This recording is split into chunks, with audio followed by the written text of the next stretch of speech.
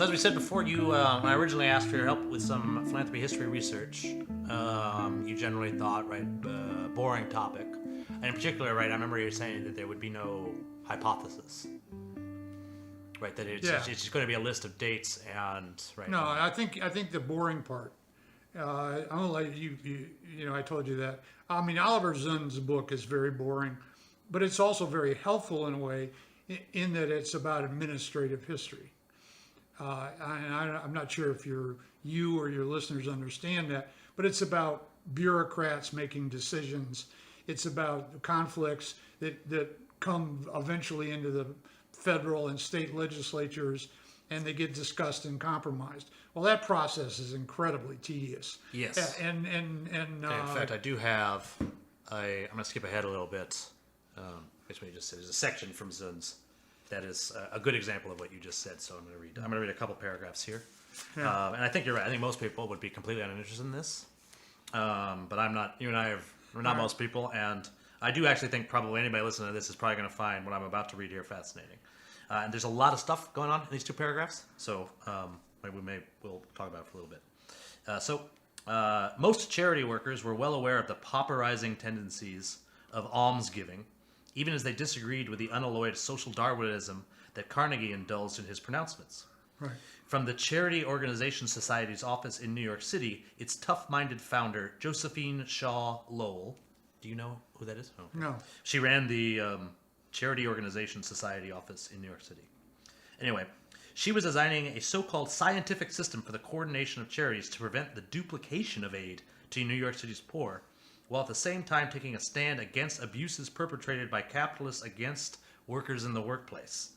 It was important to her to do both, but when a downturn in the economy or personal misfortune led immigrants to seek alms, they expressed their distrust of the charity system by being selective takers whenever they could. Many immigrants sought welfare in their own ethnic associations of mutual help, more often than in Protestant charitable institutions, which they perceived to be instruments of assimilation and social control. Southern blacks knew that applications for help only added justification for the disenfranchisement. The rich, however, endorsed Lowell's efficiency drive because it was consistent with their own desire for a shield from the solicitors. Big givers were daily besieged by individual appeals for help, which they did not have time to read, let alone answer. Baptist minister Frederick Gates, who enjoyed John D. Rockefeller Sr. to give his money away, or it will crush you and your children and your children's children.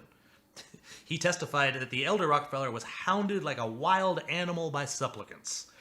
The widow Russell Sage received 20,000 letters asking for money within 6 months of her announcement that she would turn her late husband's fortune over to charitable causes.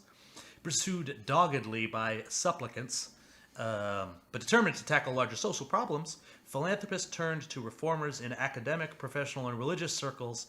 If big money philanthropy were to be effective, individual cases had to be somehow aggregated and a few general principles of giving defined. Mm-hmm. So this is a conversation from about 100 years ago. Well, okay, my response to that is, first of all, you're right. It's sort of rich in issues. Packed 2 paragraphs. But it's rich in issues that you can talk about. I mean, I think the first thing is you have to look at population growth. And that is that, if you're talking about philanthropy in the 18th and early 19th century, you're talking about it in a world of small towns and villages, small churches, and you're dealing with relatively small numbers. What you've done now is you've skipped, and I was talking to you about this last night, that there's a line somewhere.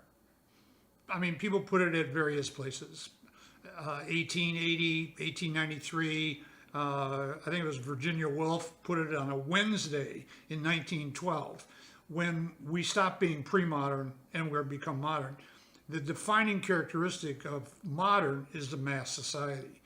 And what you're talking about there, where all these letters start flowing in, and there's the number of the poor is so huge that you come up with an administrative problem, and that is have. And the other thing you have to remember that wasn't really indicated in that paragraphs was that people like Sage and Rockefeller and Ford had amassed wealth far beyond anything that had been amassed prior to, say, 1880 or 1870.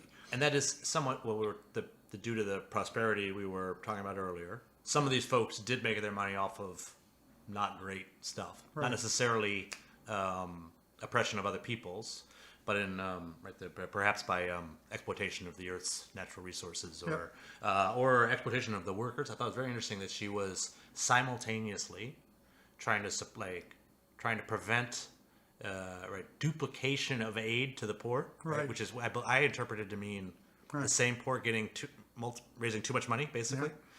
But at the same time protecting them from being abused in the factories and stuff. Well, this becomes, there's some sort of large, massive issues here of economic growth, of wealth in a period when, by everybody's estimation, economic growth was just almost unmeasurably large. And a lot of it has to do with technology. I mean, just think of the things you have during this period. You have the telephone, the internal combustion engine, the electrification of the country. I mean, people went from oil lamps to, lights in a couple of generations. And so the people who benefited from that, the incredibly wealthy, I mean, Rockefeller would be one and Carnegie would be another. Ford would be another. The automobile. I mean, this is just unbelievable. The radio, movies, all of this began to, transform the landscape. And one of the things I tried to tell you last night was that pre-modern wealth, philanthropy, and being poor was a much, much different thing in 1820 than it was in 1920. I mean, it was unbelievably different. One was the numbers were just larger. The population had grown to a point where you may have had the same percentage of the poor, but that percentage was from a much, much larger number.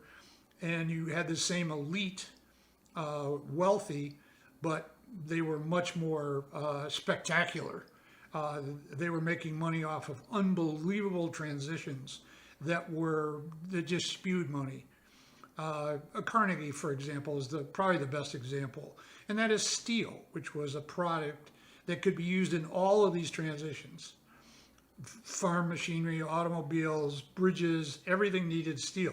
The expansion of the railroad from the East Coast to the West Coast, and so on, and people who made money off the railroads, and they just began to pile up. And this was all prior to the income tax, which came in 1917. And if I'm wrong, I'm close. I believe you're right.